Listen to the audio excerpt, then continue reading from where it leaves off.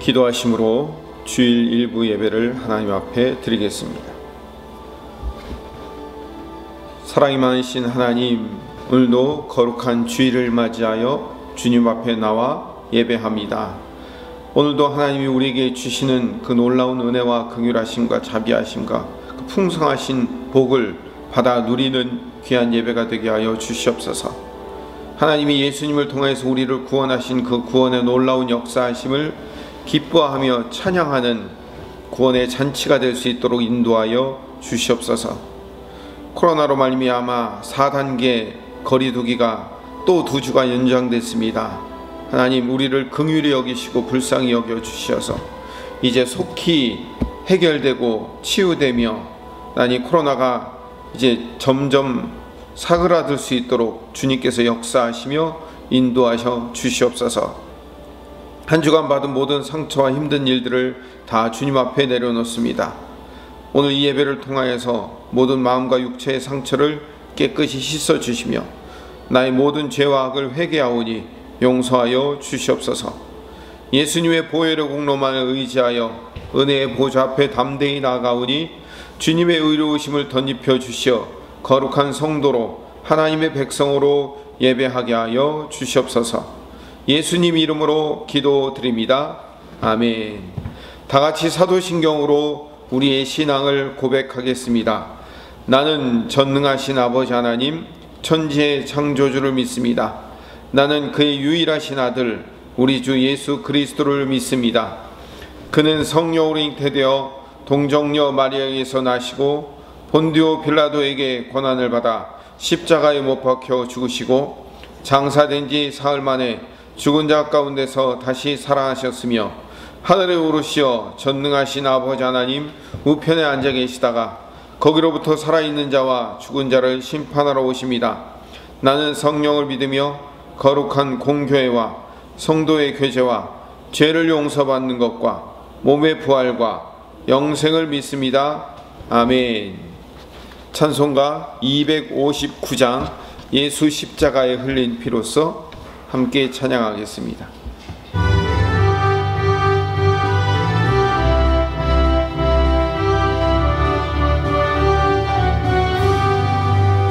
예수 십자가에 흘린 피로써 그대는 씻기어 있는가? 더러운 죄 회개하는 능력을 그대는 참을지 하는가? 예수의 보혈로 그대는 씻기어 있는가? 마음속에 여러가지 죄악이 깨끗이 씻기어 있는가?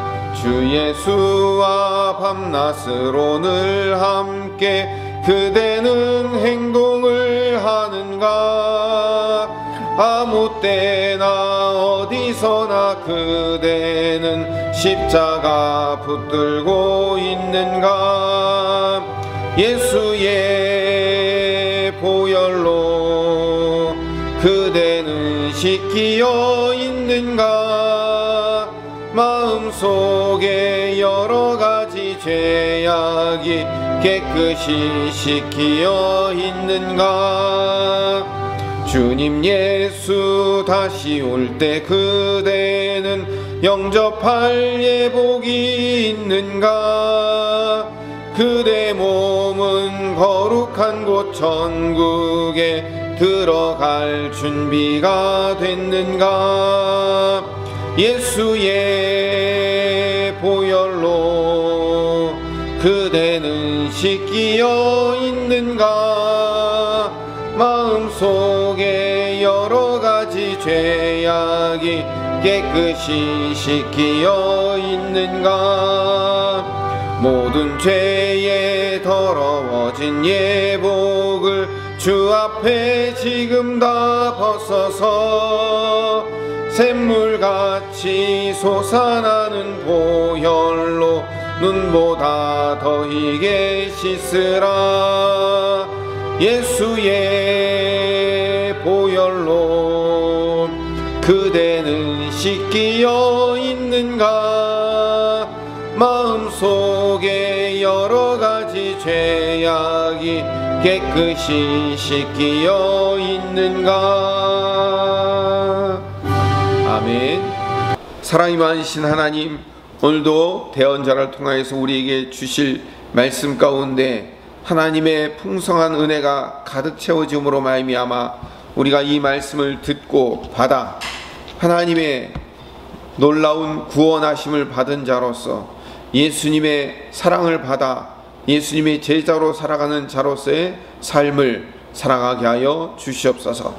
주님의 구원하심을 늘 바라보며 지켜보는 믿음을 더하여 주시옵소서. 예수님 이름으로 기도드립니다. 아멘. 함께 상고할 하나님의 말씀은 요한복음 1장 35절에서 42절 말씀입니다. 또 이튿날 요한이 자기 제자 중 두 사람과 함께 섰다가 예수께서 거니심을 보고 보라 하나님의 어린 양이로다. 두 제자가 그 말을 듣고 예수를 따르거늘 예수께서 돌이켜 그 따르는 것을 보시고 물어 이르시되 무엇을 구하느냐? 이르되 랍비여 어디 계시오니이까 하니 랍비는 번역하면 선생이라. 예수께서 이르시되 와서 보라. 그러므로 그들이 가서 계신 데를 보고 그날 함께 거하니 때가 10시쯤 되었더라. 요한의 말을 듣고 예수를 따르는 두 사람 중에 하나는 시몬 베드로의 형제 안드레라. 그가 먼저 자기의 형제 시몬을 찾아 말하되 우리가 메시아를 만났다 하고 메시아는 번역하면 그리스도라. 데리고 예수께로 오니 예수께서 보시고 이르시되 내가 요한의 아들 시몬이니 장차 게바라 하리라 하시니라. 게바는 번역하면 베드로라. 아멘.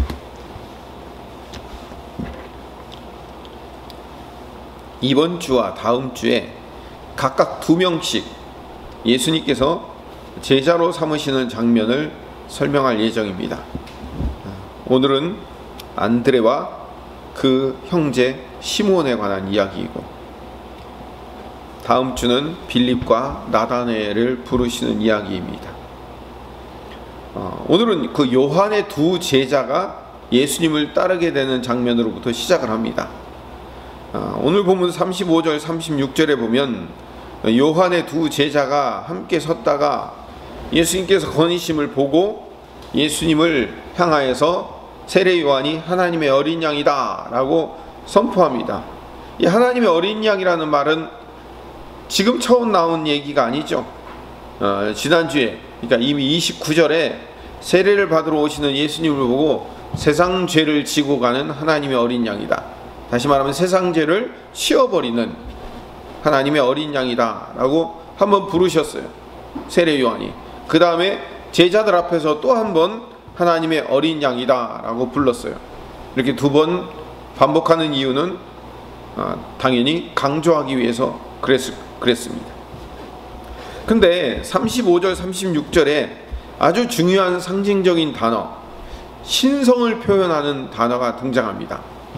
제가 여러 번 설명을 드렸어요. 신성을 표현하는 단어가 등장을 하는데 이 요한복음에서도 한 번 또 등장해요.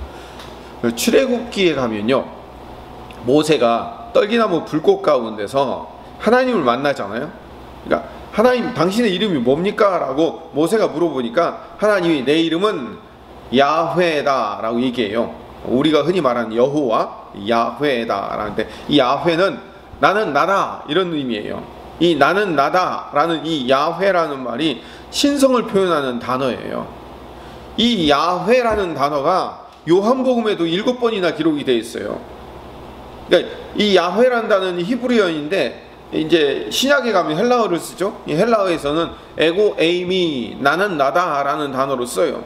그래서 예수님이 그 신성을 표현하는 단어를 당신에게 7번 적용하면서 나는 생명의 떡이다. 나는 세상의 빛이다. 나는 양의 문이다. 나는 선한 목자다. 나는 부활이요 생명이다. 나는 길이요 진리요 생명이다. 나는 참 포도나무다 라고 해서 나는 뭐뭐다 라고 얘기할 때 에고 에이미를 쓴 거예요. 근데 그 에고 에이미가 뭐냐면 그 구약에서 출애굽기에서 하나님이 말씀하셨던 떨기나무 불꽃 가운데서 말씀하셨던 야훼 나는 나다 라는 단어와 같은 단어인 거예요. 그러니까 나는 포도나무다, 나는 생명의 떡이다, 나는 길이요 진리요 생명이다 라고 예수님이 말씀하시면서 사실은 뭘 얘기하는 거예요? 나는 야훼와 같은 존재다 라고 지금 신성을 표현한 단어를 쓰고 있는 거예요. 이 야훼란 단어와 마찬가지로 또 신성을 표현하는 단어가 오늘 35절 36절에 등장하는데, 그게 뭐냐면 서서 보라 라는 단어예요. 가만히 서서 구원하심을 보라. 이게 하나님의 신성을 드러내는 단어예요. 하나님의 일하심, 하나님의 구원하심을 드러내는 신성적 표현이에요. 출애굽기에 가보면 홍해를 건너게 돼요. 근데 뒤에는 애굽 군대가 쫓아오지, 앞에는 홍해가, 바다가 막고 있지. 이들이 이제 우리 여기서 죽겠다라고 원망하고 불평을 해요. 그때 출애굽기 13장 14절에 서서 보라라는 단어가 등장을 해요. 제가 읽어보겠습니다. 모세가 백성에게 이르되 너희는 두려워하지 말고 가만히 서서 여호와께서 오늘 너희를 위하여 행하시는 구원을 보라. 가만히 서서 구원을 보라. 서서 보라. 이게 신성을 표현하는 단어예요. 이게 뭐냐면 너는 가만히 서서 구원하심을 지켜보기만 해라. 이 얘기는 뭐냐면 난 아무것도 안 해도 된다 이 얘기가 아니라 하나님의 일하심, 하나님의 역사하심, 이게 지금 네 눈앞에 펼쳐질 테니까 너는 그거를 목도하는 증인이 되라, 이런 의미가 되는 거죠. 계속해서 읽으면 너희가 오늘 본 애굽 사람을 영원히 다시 보지 아니하리라. 여호와께서 너희를 위하여 싸우시리니 너희는 가만히 있을지어다. 가만히 있을지어다라는 얘기는 그냥 가만히 넉넉히 앉아있으라는 얘기가 아니라 서서 보라. 네가 주목해서 하나님의 일하심을 지금 집중해서 보고 있어라, 이런 의미예요. 이게 신성적 표현이에요. 근데 이 신성적 표현이 오늘 본문 요한복음 1장 35절 36절에 등장한다니까요. 다시 한번 봅시다. 35절 또 이튿날 요한이 자기 제자 중 두 사람과 함께 서서 있잖아요. 그 다음에 36절 예수께서 건의심을 보고 말하되 보라. 그러니까 섰다가 보라, 서서 보라라는 단어가 여기에 등장한 거예요. 구약에서는 히브리어, 신약에서는 헬라어로 바뀌어 표현되어 있을 뿐이지 서서 보라라는 단어는 여전히 이 신성적 표현의 단어가 등장하고 있는 거예요. 자, 이건 뭘 얘기하느냐? 야, 서서 보라라는 단어가 여기에 등장하는 이유가 뭐냐? 그 의미가 뭐냐? 출애굽기에서 홍해를 가르는 과정이 출애굽기 역사 중에서 가장 하이라이트잖아요. 가장 하나님의 일하심과 하나님의 구원하심이 드러나는 최고의 절정이지 않습니까? 그 하나님의 구원하심의 역사에 엄청난 사건이 지금 네 눈앞에 펼쳐지고 있다. 이게 뭐냐면 이 표현인데, 예수님이 당신의 제자를 삼는 과정도 출애굽기에서 홍해를 가르는 과정과 동일한 수준의 엄청난 하나님의 구원하심과 하나님의 일하심이 드러나는 사건이다라는 것을 보여주고 있는 거죠. 우리는 예수님이 제자 삼나 보다 라고 생각할지 모르겠지만 이게 뭐라고요? 구약에서 출애굽기에서 홍해를 가르는 사건만큼이나 중요한 사건이라는 거예요. 왜? 그 제자를 삼는 과정 가운데 하나님의 구원하심과 하나님의 인도하심이 거기에 들어가 있기 때문에 그래요. 예수님이 제자를 삼는 과정 뿐만 아니라 예수님께서 제자를 불러내셔서 당신의 사람으로 만드시는 이 과정은 우리 성도, 나를 불러내어 예수님의 사람으로 만드는 과정과 동일한 과정인 거예요. 더 나아가서 예수님이 우리 한 사람 한 사람을 불러내시는 과정이 어떤 거와 똑같다고요? 출애굽기에서 홍해를 가르는 사건과 똑같은 사건인 거예요. 우리의 불러내심과 우리의 인도하심을 네가 서서 보라는 거예요. 이게 얼마나 놀라운 사건인지 아냐? 너 지켜보고 네가 네 인생의 증인이 되라는 거예요. 우리 한 사람 한 사람이 구원받은 게 그렇게 홍해를 가르는 사건만큼이나 엄청난 구원의 사건인 거예요. 그래서 지금 제자들을 불러내고 그들을 구원시켜 하나님의 백성들로 삼아내는 과정을 서서 보라라는 단어를 사용한 거예요. 성경에서 괜히 그냥 쓸데없이 쓰는 단어가 아니에요. 그렇게 불러낸 세례 요한의 두 제자 중에 한 사람이 누구냐면 안드레예요. 그 안드레는 예수님을 보고선 그 세례 요한이 이 사람이 하나님의 어린 양이다 라고 얘기하니까 세례 요한의 제자에서 예수님의 제자로 갈아타요. 그리고 41절에 안드레가 제일 먼저 자기 형제 시몬을 찾아가서 메시아를 만났다고 얘기해요. 41절에 그가 먼저 자기 형제 시몬을 찾아 말하되 우리가 메시아를 만났다 하고, 이 메시아는 히브리어로, 헬라어로는 그리스도라고 번역할 수 있다고 말하는 거예요. 안드레가 자기 형제 시몬에게 야, 내가 그리스도를 만났어, 내가 메시아를 만났다, 우리가 기다리던 그 메시아를 만났다니까 라고 말해요. 근데 이 고백이요, 이 안드레가 시몬에게 말했던 이 고백이 앞으로 시몬에게는요 엄청난 큰 영향력이 돼요. 42절에 안드레는 그 시몬을 데리고, 형제 시몬을 데리고 예수님에게로 데리고 가요. 그러니까 이 시몬을 예수님이 처음 만났을 거 아니에요. 근데 예수님께서 시몬에게 만나자마자 새 이름을 지어주셔요. 이름을 바꿔주신다니까요. 장차 내 이름을 시몬에서 게바라고 바꿀 것이다 라고 말씀해 주셔요.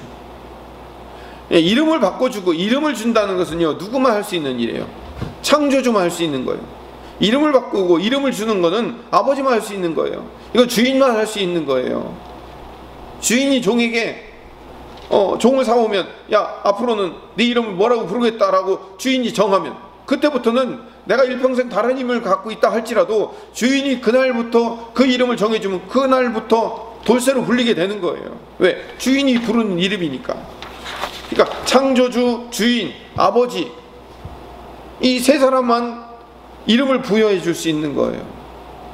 창세기 5장 2절에 보면 남자와 여자를 창조하셨고 그들이 창조되던 날에 하나님이 그들에게 복을 주시고 그들의 이름을 사람이라 일컬으셨더라. 여기 사람이라는 단어가 히브리어로 아담이라는 단어예요. 아담이라는 단어는 그냥 아담이라는 이름 자체도 의미도 있지만 사람이라는 뜻도 있어요. 하나님이 아담이라는 이름을 지어주신 거예요. 왜? 창조주이시며 주인이시며 아버지이시기 때문에 그래요.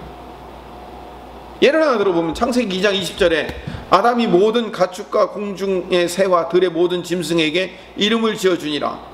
그러면 모든 동물들의 주인이 누구예요? 사람이란 말이에요.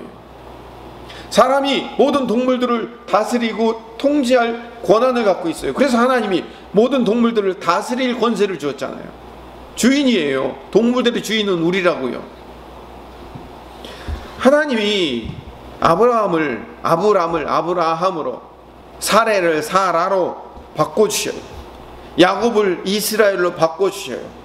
그렇게 이름을 바꿔주시는 이유는 뭐죠? 그들의 정체성을 바꾸겠다는 거예요. 그래서 그들의 삶에 하나님께서 실제로 개입하셔서 그들의 이름 그대로의 삶으로 바꿔주시잖아요. 야곱 속이는 자에서 이스라엘로 바꿔주시잖아요. 예수님께서 생전 처음 본 이 시몬 안드레를 통하여서 처음 만난 그 시몬에게 맨 처음에 만나자마자 그 이름을 새로 지어주시면서 시몬의 정체성을 바꿔주시는 거예요. 뭐냐면 시몬의 삶을 변화시켜서 새로운 목적으로, 새로운 존재로 만드시는 것이 예수님이 제자들을 불러내시고 제자를 삼는 목적이에요. 이게 뭐라고요? 이게 서서 봐야 될 출애굽기의 그 홍해를 가르는 역사만큼이나 중요한 그런 사건이라는 걸 보여주는 거예요. 우리도 마찬가지예요. 하나님께서 우리를 불러내어 하나님의 거룩한 이름을 지어주셔요. 요한계시록에 보면 우리가 아무도 알 수 없는 우리의 이름들이 흰 돌에 기록되어 있다고 얘기해요. 그래서 우리에게 그 이름다운 삶을 살아갈 수 있도록 우리를 구원시켜 주시는 거예요. 오늘 본문 42절 후반절로 다시 가보면 내가 요한의 아들 시몬이니 장차 게바라 하리라 라고 말씀하셔요. 베드로의 원래 이름은 그냥 시몬이에요. 시몬. 이 시몬이라는 말은 구약의 히브리어로 번역하면 시므온이에요. 시므온. 그 12 아들 중에 한 사람이 시므온이잖아요. 그 시므온을 그 헬라어로 바꾸면 시몬이 돼요. 시므온이라는 말의 원래 뜻은 듣다라는 말이에요. 그 시몬이라는 사람을 예수님은 원래 아람어를 쓰셨어요. 헬라어거나 히브리어를 쓰시지 않고 아람어를 쓰셨기 때문에 내 이름을 게바라고 바꿔주겠다라고 얘기해요. 이 게바가 반석이라는 뜻이에요. 바위, 반석이라는 뜻이에요. 근데 이 게바라는 아람어를 헬라어로 바꾸면 베드로가 되는 거예요. 그래서 사도행전 이후에는 그 베드로를 아람어인 게바라고 부르지 않고 헬라어로 베드로 불러서 지금 우리가 베드로라고 그 이름을 부르게 된 거예요.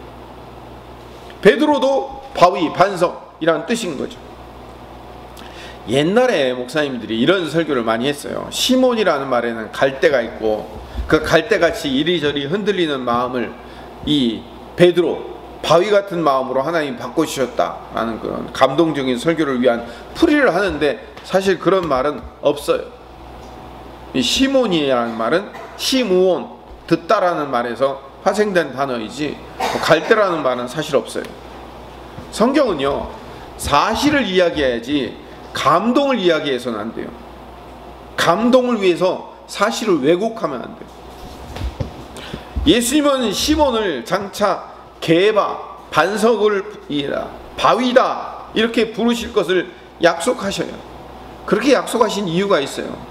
왜 시몬의 이름을 갑자기 게바라고 바꿔주시냐면 이거 중요하니까 찾아봅시다. 마태복음 16장 16절, 마태복음 16장 16절에서 19절까지 같이 읽겠습니다. 시몬 베드로가 대답하여 이르되 주는 그리스도시요 살아계신 하나님의 아들이시니이다. 예수께서 대답하여 이르시되 바요나 시몬아 내가 복이 있도다. 이를 알게 하신 이는 혈육이 아니요 하늘에 계신 내 아버지이시니라.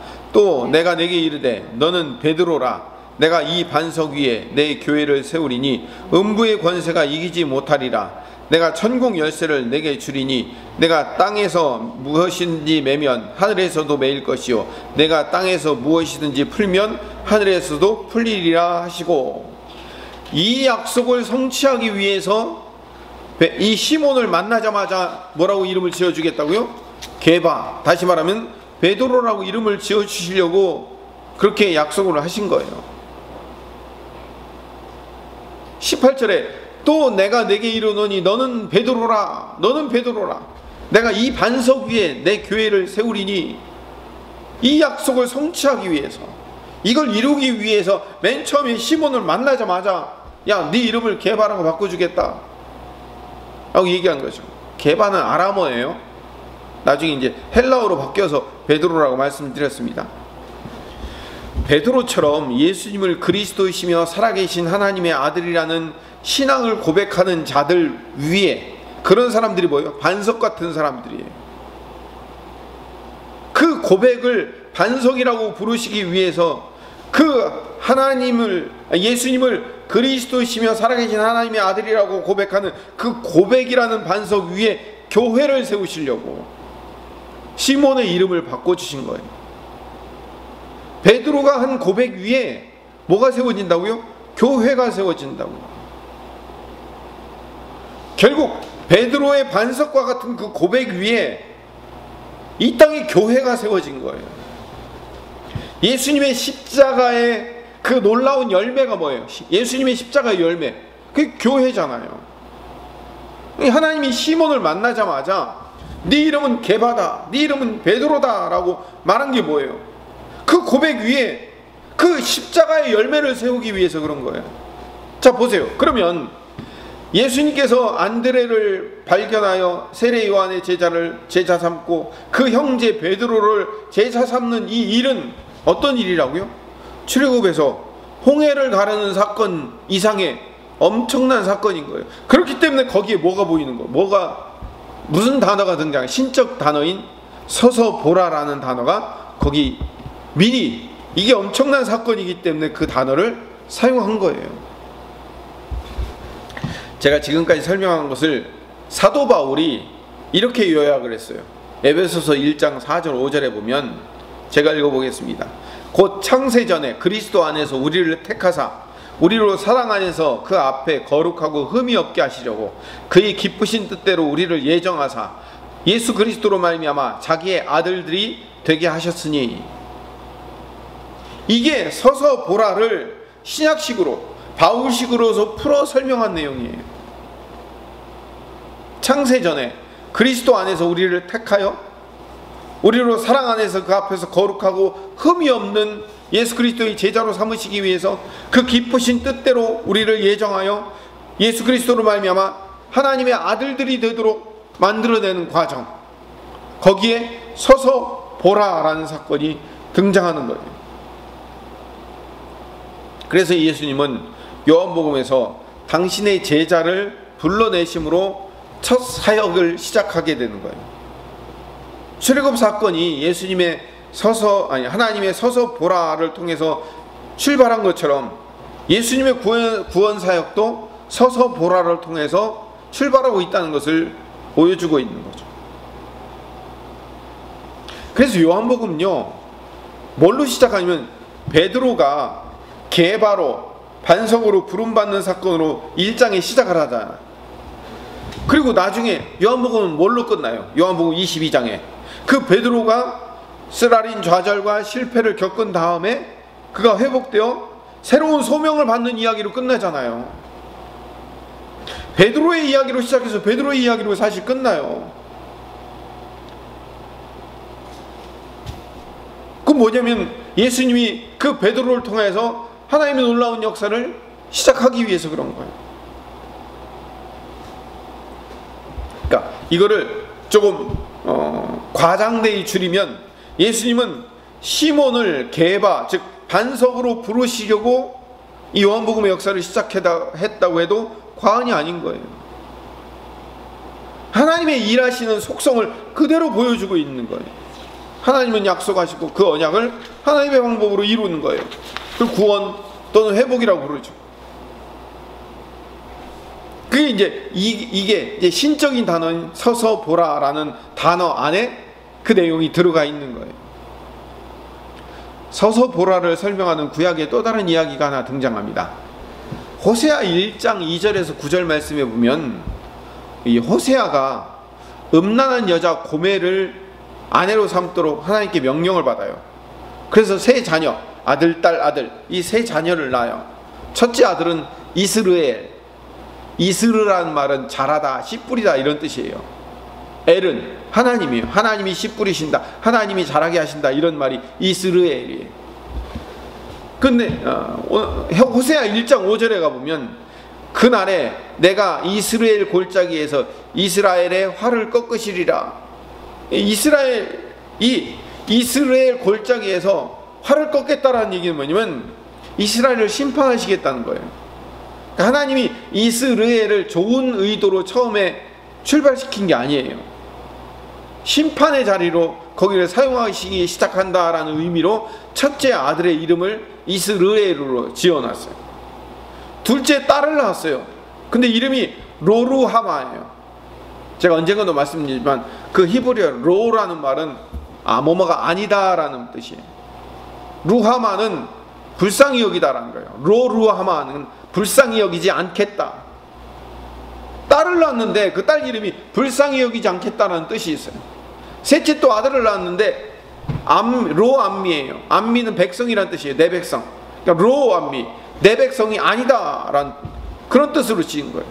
그러니까 호세아가 이 부정한 여인 고멜을 통해서 아들을 낳으라고 얘기하고 하나님께서 그 세 자녀의 이름을 하나님이 직접 지어주시는 거예요. 하나는 이스라엘, 근데 그 이스라엘 골짜기에서 심판이 있을 것이다 라고 얘기해요. 두 번째 딸은 너는 불쌍히 여기지 않겠다. 세 번째 아들은 넌 내 백성 아니다 라고 이스라엘 백성들을 책망하는 이야기로 세 자녀의 이름을 부른 거예요. 하나님께서 우리 보고 우리 자녀들의 이름을 이런 식으로 지으라고 하면 우리가 얼마나 황당하겠어요. 하나님이 처음에는 그렇게 이름을 지으라고 이야기해놓고 그 다음에 바로 호세아 1장 10절에서 바로 그 이름을 바꿔주셔요. 제가 읽어보겠습니다. 그러나 이스라엘 자손의 수가 바닷가의 모래같이 되어서 헤아릴 수도 없고 셀 수도 없을 것이며 전에 그들에게 이르기를 너희는 내 백성이 아니라 한 그곳에서 그들에게 이르기를 너희는 살아계신 하나님의 아들들이라 할 것이라. 이에 유다 자손과 이스라엘 자손이 함께 모여 한 무리를 우두머리를 세우고 그 땅에서부터 올라오리니 이스라엘의 날이 클 것이미로다. 너희 형제에게는 암미 하고 너희 자매에게는 루하마라 하라. 이 무슨 얘기냐면 하나님이 처음에 이스라엘, 하나님께서 씨 뿌리시고 하나님이 자라게 하실 그 이스라엘을 통하여서 결국 그 씨 뿌려 자란 그 열매가 바닷가의 모래와 같이 엄청난 헤아릴 수도 없고 셀 수도 없는 그런 하나님의 백성으로 만들어질 것이다. 그리고 처음에는 불쌍히 여기지 않겠다라고 말씀하셨던 그 이름이 루하마가 루하마로 바뀌어서 이제는 불쌍히 여기는 백성으로 바뀌고 암미, 내 백성 아니다 라는 단어가 암미, 그러니까 내 백성이 될 것이다 라는 단어로 바뀌게 된다는 거예요. 그러니까 새 자녀의 이름을 처음에는 안 좋은 뜻으로 출발시켰는데 나중에는 그 이름을 바꿔주셔서 하나님이 그 백성들을 불쌍히 여기시며 그 백성을 내 백성으로 삼으시며 그 백성을 헤아릴 수도 없는 풍성한 백성으로 만들어 주실 것이다 라고 그 이름을 나중에 바꿔주시는 거예요. 그러니까 호세아의 새 자녀를 통해서 하나님께서 하시고 싶은 이야기가 있어요. 그 뭐냐면 처음에는 이 새 자녀의 이름을 부정한 이름으로 만들어서 그들에게 심판이 임했지만 마치 이스라엘 백성들이 그 죄로 말미암아 심판을 당했지만 그들의 이름이 구원받고 회복도 않는 이름으로 바뀔 것처럼 하나님께서 그 이스라엘을 변화시키고 회복시키고 바꿔주실 것이다 라고 말하고 있는 장면이에요. 그래서 하나님은 선택받은 당신의 자녀들을 불러내셔서 그들을 하나님의 자녀로 만드시고 그들의 이름을 바꿔주시는 거예요. 그게 하나님의 계획인 거예요. 하나님은 당신의 자녀들을 불러내셔서 당신의 자녀다운 자로 만들어내신 거예요. 그 일에 절대로 포기하지 않으시고 끝까지 그들을 살려내셔서 하나님이 원하시는 방법과 수준으로 그들을 바꿔내시는 것, 그걸 한마디로 얘기하면 뭐라고요? 그게 바로 서서 보라라는 의미라는 거예요. 하나님이 그렇게 하시겠다는 거예요. 하나님이 일하실 것을 가만히 지켜보고 있으라라는 말이 무슨 의미냐면 바로 서서 보라의 의미예요. 내가 너희들이 처음에는 너희들이 죄악으로 말미암아 사망과 심판에 멸망받을 자에 설 수밖에 없지만 내가 너희들을 반드시 끌어내어 내 자녀로 삼아 내 자녀의 삶의 수준에 걸맞는 사람들로 너희들을 바꿔낼 것이다 라는 말 자체가 한마디로 정의하면 그걸 뭐라고 얘기한다고요? 서서 보라 라는 얘기예요. 멍청하게 지켜보고만 있어라 이런 의미가 아니라 하나님의 그 놀라운 구원의 일하심을 너는 지켜보고 감격하며 찬양하라 이런 의미가 담겨져 있는 거죠.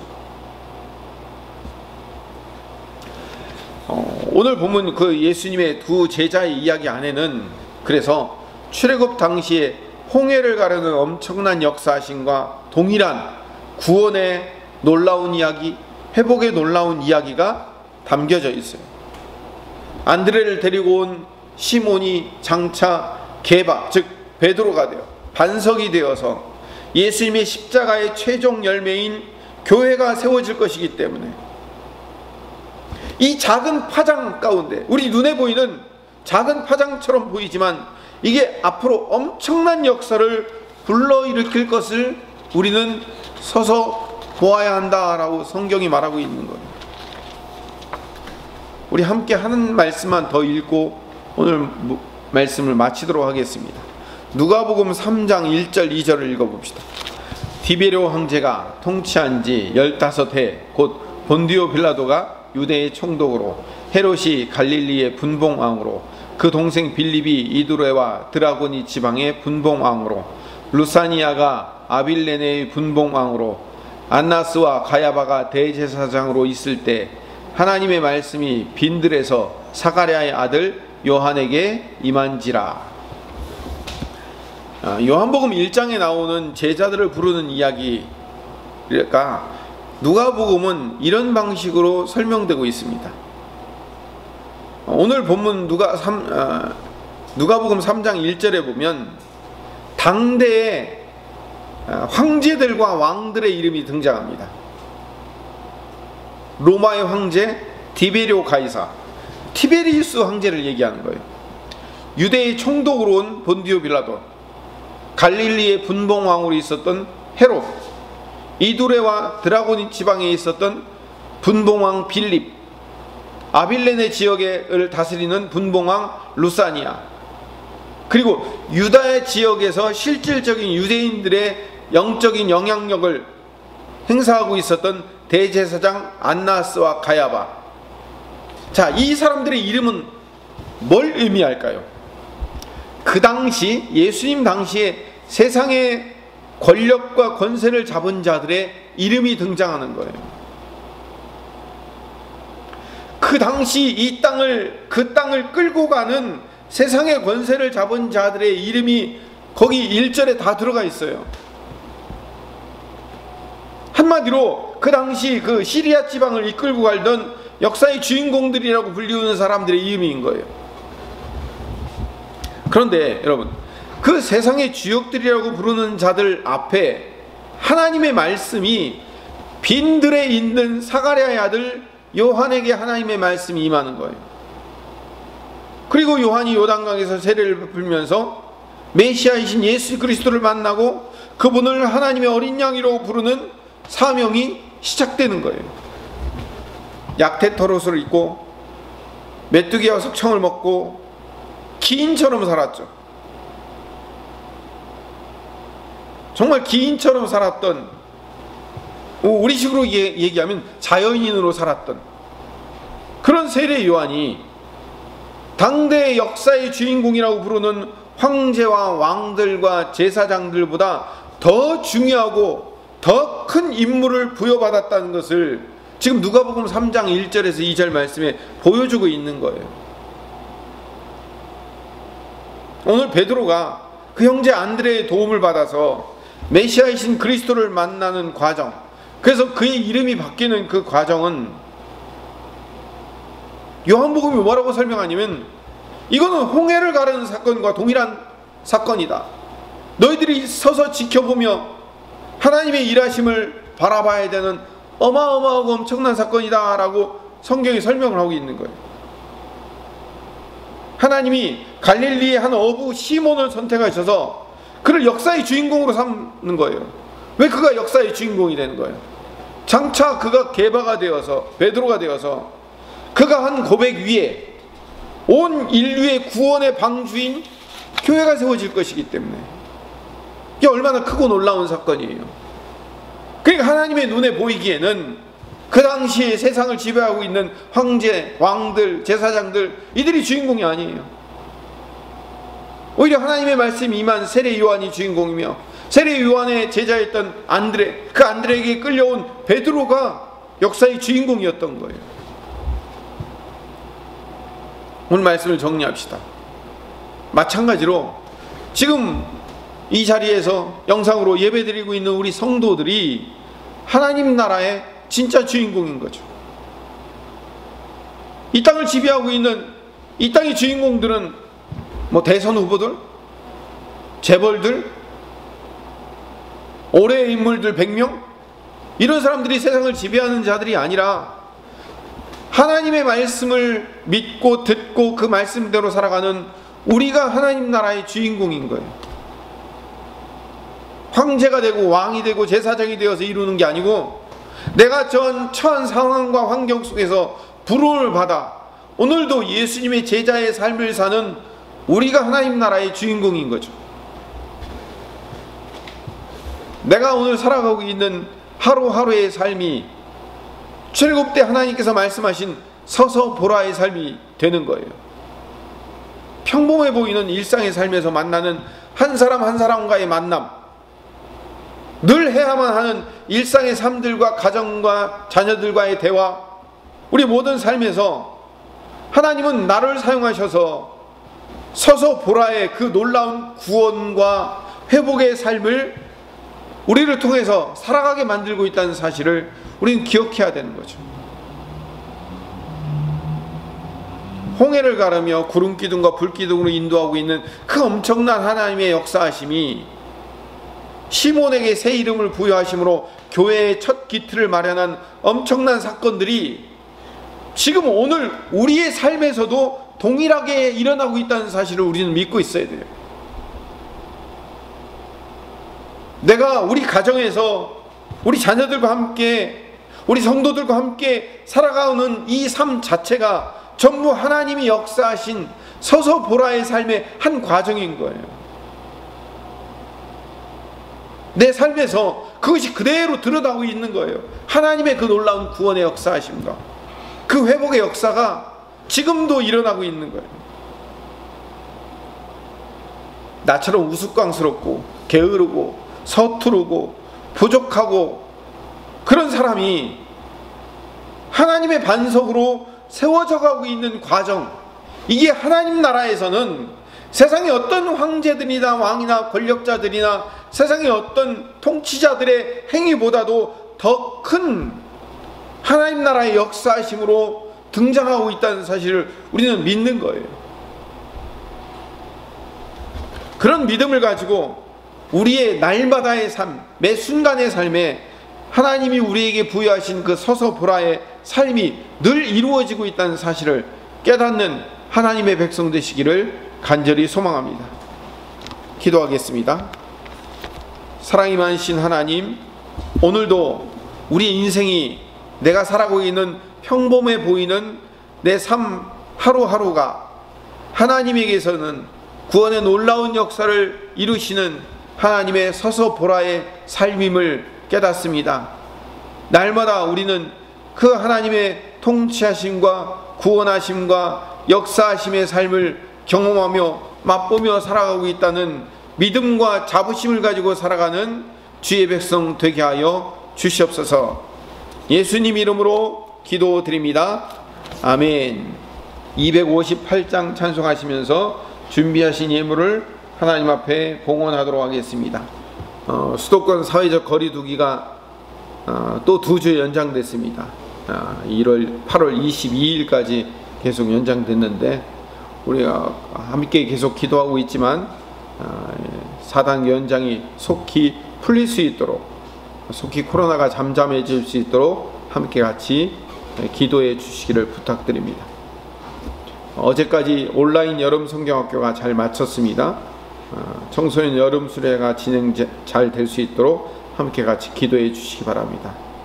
매일 새벽마다 기도하고 있지만 김옥희 권사님 회복을 위해서, 정중호 성도님 치유를 위해서 계속해서 함께 기도해 주시기를 부탁드립니다. 오늘 예배 가운데 거하셔서 우리 예배를 받으신 하나님, 이 시간 온 마음과 정성과 힘과 뜻을 다하여 예배하오니 우리 예배를 받으시고 우리에게 약속하신 복과 은혜를 넘치도록 부어 주시옵소서.